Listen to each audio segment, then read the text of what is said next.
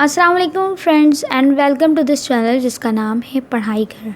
तो फ्रेंड्स, आज हम बुनियादी अंग्रेज़ी के टेंसेस में जो टेंस जो है वो डिस्कस करेंगे वो है प्रेजेंट सिंपल यानी indefinite tense. Present simple tense को इंडेफिनिट टेंस भी कहा जाता है। तो चलते हैं और जानते हैं कि किस तरीके से इस टेंस को जो है हम उर्दू कन्वर्ट करने के लिए जो है यूटिलाइज़ करते हैं। तो फ्रेंड्स, जो सबसे पहला जो है ना प्रेजेंट टेंस की निशानी है वो ये कि ये it shows any activity of present which is done on a daily basis.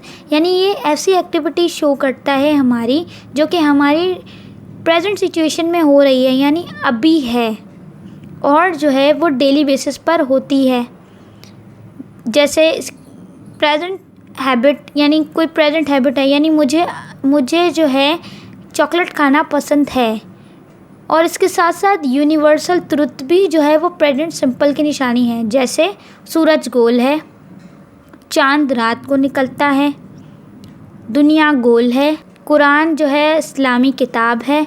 यानी ये यूनिवर्सल ट्रुथ, यानी इनको आप चेंज नहीं कर सकते। आप ये नहीं कह सकते कि ये थी, यानी सूरज गोल था, ये कभी भी नहीं हो सकता। सूरज गोल है, ये हो सकता है। चांद रात को निकलता है, इसका मतलब ये यूनिवर्सल ट्रुथ है। चांद तो रात को ही निकलता है, चांद तो दिन में नहीं निकलता। तो ये यूनिवर्सल ट्रुथ भी जो है, और इसमें आप देखें कि एंड में जो है बिल्कुल है आ रहा है, तो इसका मतलब है कि ये जो है वो प्रेजेंट सिंपल यानी इंडेफिनिट है। इसकी उर्दू में आइडेंटिटी ता है, ती है, ते है, ता हूँ। कैसे? वो स्कूल जाता है, यानी ता है आ रहा है। वो स्कूल जाती है, यानी ती है। वो स्कूल जाते हैं, यानी ते हैं। मैं स्कूल जाता हूँ, यानी ता हूँ।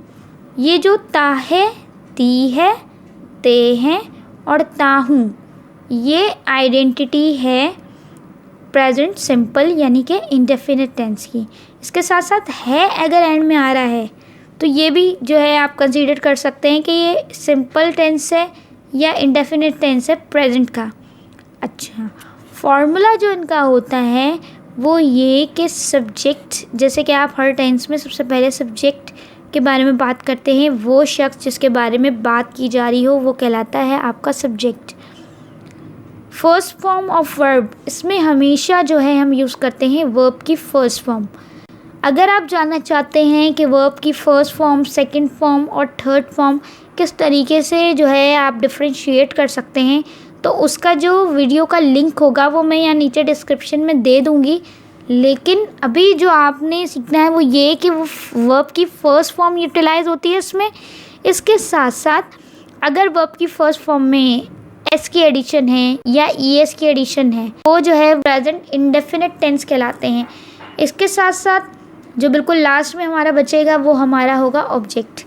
तो इसको एग्जाम्पल में किस तरीके से देखते हैं, तो इनकी एग्जाम्पल से जानते हैं कि प्रेजेंट इंडेफिनिट को और इजीली समझते हैं।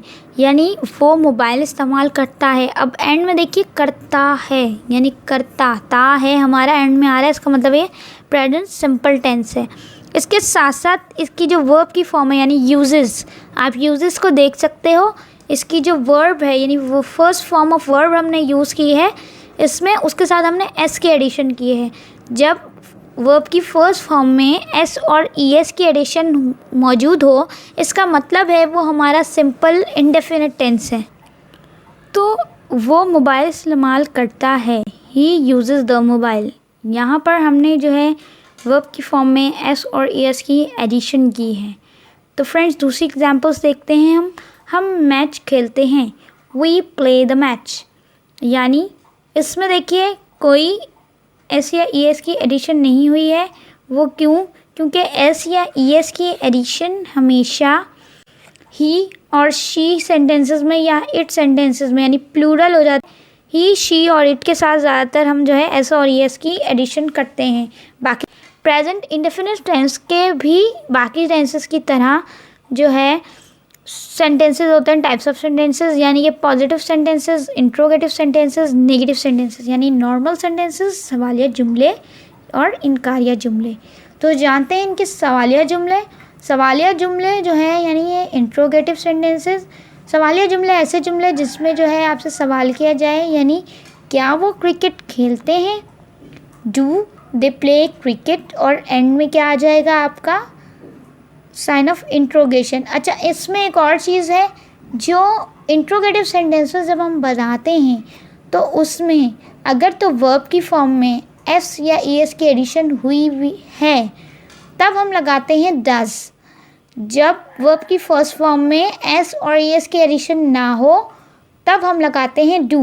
तो डू और डज का डिफरेंस हमने जाना कि अगर वर्ब की फर्स्ट फॉर्म में एस और एस की एडिशन होगी तो हम लगाएंगे डज, और जब वर्ब की फर्स्ट फॉर्म में एस और एस की एडिशन नहीं होगी तो हम लगाएंगे डू।